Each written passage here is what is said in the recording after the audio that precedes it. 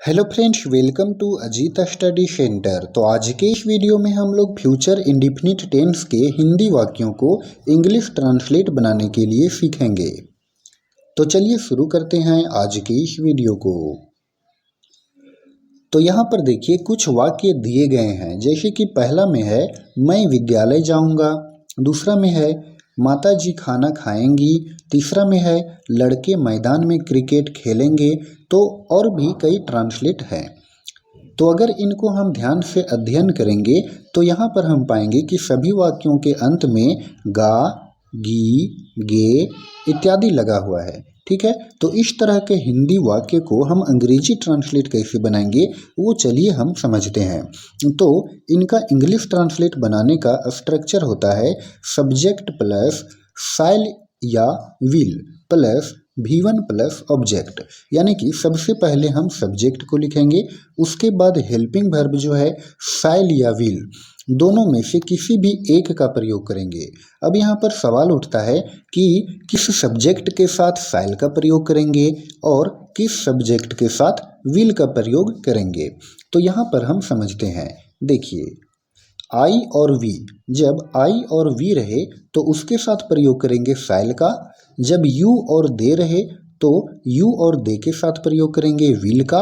और third person singular number he, she, it और कोई भी नाम रहे तो हम लोग प्रयोग करेंगे विल हेल्पिंग वर्ब का।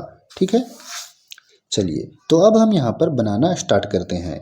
देखिए फर्स्ट में है मैं विद्यालय जाऊँगा, तो यहाँ पर सब्जेक्ट में है मैं, तो मैं का इंग्लिश क्या होगा आई, तो आई यहाँ पर लिख दिए। तो आई के साथ प्रयोग करेंगे शैल का, आई शैल। उसके बाद यहाँ पर देखिए वर्ब, वर्ब क्या है जाऊँगा, यानी कि जाना, जाना का इंग्लिश होता है गो, और गो के साथ प्रयोग करते हैं टू का। ठीक है, उसके बाद है ऑब्जेक्ट, तो ऑब्जेक्ट में है विद्यालय, विद्यालय का इंग्लिश होता है स्कूल, तो यहाँ पर स्कूल लिख दिए और फिर फुल स्टॉप लगा दिए। ठीक है, तो इस तरह से मैं विद्यालय जाऊँगा, इसका इंग्लिश ट्रांसलेट बन गया आई शैल गो टू स्कूल। नेक्स्ट है सेकेंड में माता जी खाना खाएंगी, माता जी खाना खाएंगी। तो यहाँ पर देखिए माता जी है, तो यहाँ पर माता जी का इंग्लिश हो जाएगा द मदर। ठीक है, मदर के पहले हम लोग द का प्रयोग करेंगे, द मदर। और यहाँ पर देखिए मदर है, तो मदर क्या है, ये भी थर्ड पर्सन सिंगुलर नंबर हो जाएगा और इसके साथ भी हम लोग प्रयोग करेंगे विल का। ठीक है, द मदर विल। उसके बाद है वर्ब, वर्ब है खाना, खाना का इंग्लिश क्या होता है ईट, ईट मीन्स खाना। अब देखिए ठीक है, ईट मीन्स खाना, ये खाएंगी। ठीक है, खाएंगी का हो गया ईट, और वो क्या खाएंगी खाना खाएंगी। ठीक है, तो खाना का इंग्लिश हो गया फूड। ठीक है, तो यहाँ पर हम लोग लिखेंगे फूड के पहले आर्टिकल का प्रयोग करेंगे द फूड और फिर फुल स्टॉप। तो इस तरह से the mother will eat the food, माता जी खाना खाएंगी। नेक्स्ट है लड़के मैदान में क्रिकेट खेलेंगे, लड़के मैदान में क्रिकेट खेलेंगे। तो यहाँ पर देखिए लड़के है, ठीक है, तो ये बहुवचन में है, तो इसके पहले हम लोग लगाएंगे द बॉयज, द बॉयज। अब यहाँ पर ये विल का प्रयोग करेंगे, क्यों करेंगे विल का प्रयोग, क्योंकि यहाँ पर प्लूरल में है। ठीक है, तो द बॉयज विल। उसके बाद वर्ब में है खेलेंगे, यानी कि खेलना, खेलना का इंग्लिश होता है प्ले, प्ले मीन्स खेलना। अब यहाँ पर देखिए क्या खेलेंगे, तो वे क्रिकेट खेलेंगे, तो क्रिकेट लिख दिए। कहाँ खेलेंगे, तो मैदान में खेलेंगे, तो यहाँ पर इन द फील्ड और फिर फुल स्टॉप लगाएंगे। तो इस तरह से the boys will play cricket in the field, ये हो गया इंग्लिश ट्रांसलेट। नेक्स्ट है वह हवाई जहाज से दिल्ली जाएगा, वह हवाई जहाज से दिल्ली जाएगा, तो वह का इंग्लिश हो जाएगा ही, और ही क्या है थर्ड पर्सन सिंगुलर नंबर, तो इसके साथ प्रयोग करेंगे विल का। अब यहाँ पर देखिए वर्ब क्या है जाएगा, यानी कि जाना, तो जाना का इंग्लिश क्या हो जाएगा गो, और गो के साथ प्रयोग करते हैं टू का। तो ही विल गो टू, कहाँ जाएगा, तो वो दिल्ली जाएगा, तो दिल्ली, दिल्ली का इंग्लिश होता है दिल्ली।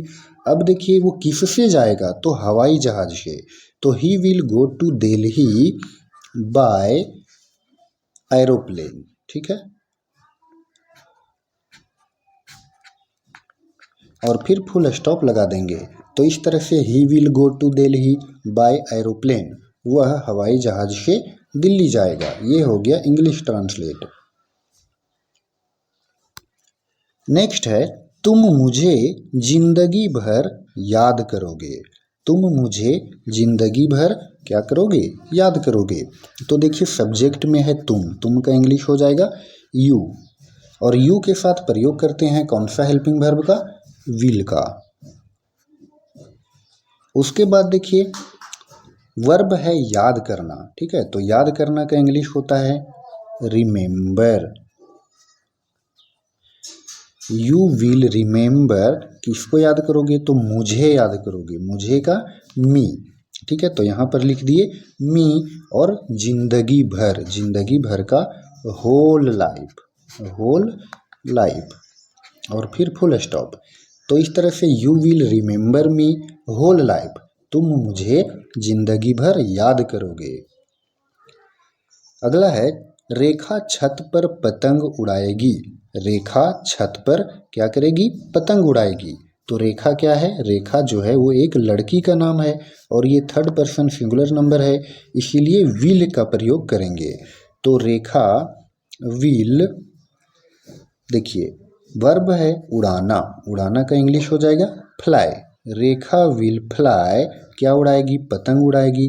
तो the kite, KIT, kite means पतंग, कहाँ पर उड़ाएगी, तो छत पर, छत के ऊपर से उड़ाएगी।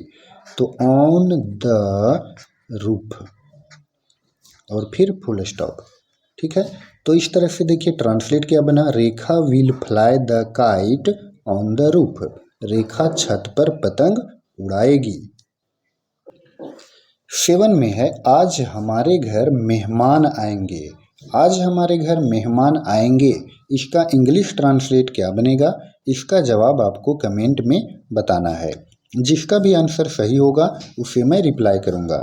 तो फ्रेंड्स आई होप कि आपको ये सारे ट्रांसलेट अच्छे से समझ में आए होंगे। तो अगर आपको ये वीडियो पसंद आया हो तो आप इस वीडियो को लाइक करें, और चैनल पर नए हों तो चैनल को सब्सक्राइब जरूर करें। धन्यवाद।